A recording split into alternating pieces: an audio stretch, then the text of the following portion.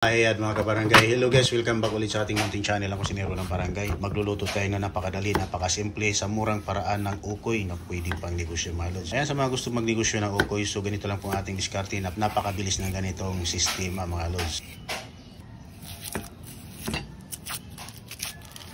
Siyempre, una-una mayroon tayong kalabasa at siyempre mayroon tayong carrots. Pero kung pang negosyo, pwede nating haluan ng toge, ayan, at siyempre yung bagyo beans, pwede natin haluan, depende na po sa ating diskarte mga idol. So yung ating kalabasa, hiniwala natin na medyo pa-strip na medyo maliliit. So, depende na po sa inyo kung gaano kalalaki. Pero mas maigi kasi para mas mabilis maluto, medyo maliliit at pagka-strip ang kanyang pagkahiwa. Ayan, meron tayong carrots at kalabasa. At siyempre meron tayong sibuyas at spring onion mga lods. So una-una gagawa tayo ng butter, ayan yung wheat butter. Meron tayong 1/2 cup ng harina, 1/2 cup ng cornstarch, pinagsama na natin. At syempre yung ating pamintang durog. So para mas maganda tingnan at matingkad tingnan ng ating ukoy. So maglagay tayo rito ng konting food coloring, walang iba kundi yung egg yellow. At syempre meron tayong konting iodized salt, konti-konti lang para hindi maalat. At sigit sa lahat yung ating chicken powder mga idol para pampalasa na rin po, chicken powder. Pero kung wala, pwedeng magic sarap, bitchin, depende na po kung anong panimplang gusto natin gawin. So ayun, kukunin lang yung natin yung tamang lapot ng ating butter mga idol. At isa pala, nag-additional din tayo rito ng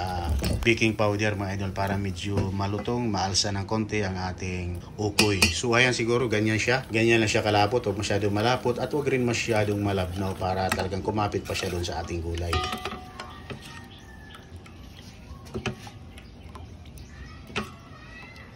At ang gamit natin rito, mayroon tayong medyo malalaking hipon. Yun lang, dahil siyempre pansarili naman ito. Pero kung maliliit, mas okay pag pangtinda. So ayan yung ating hiniwa ng pa-strip nating mga gulay. So ginawa natin, nilagyan po natin ng harina at kinot natin sa harina para kumapit po dyan yung ating ginawa nating timpladong butter. So ayan, ganyan lang, lagay natin sa plato ang ating gulay at saka ilagay natin yung hipon at saka natin ilagay yung kanyang butter mga idol. Saka natin ibuhos. Ayan, ganyan lang kasimple kadali magluto ng napakasarap na ukoy.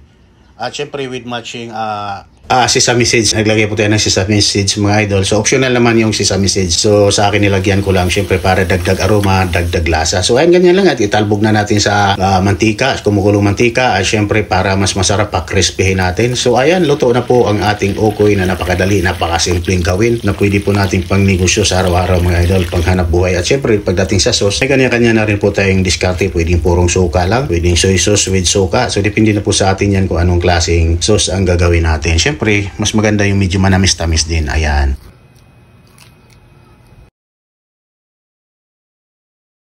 At sa mga may gusto nga palang umorder ng ating bagnit bagong at ang ating suka rapsa mga sir, mga ma'am, maraming salamat nga pala sa mga umorder. So mamaya ilagay po natin yung link sa comment section, link po ng Shopee mga idol. Ayan, salamat.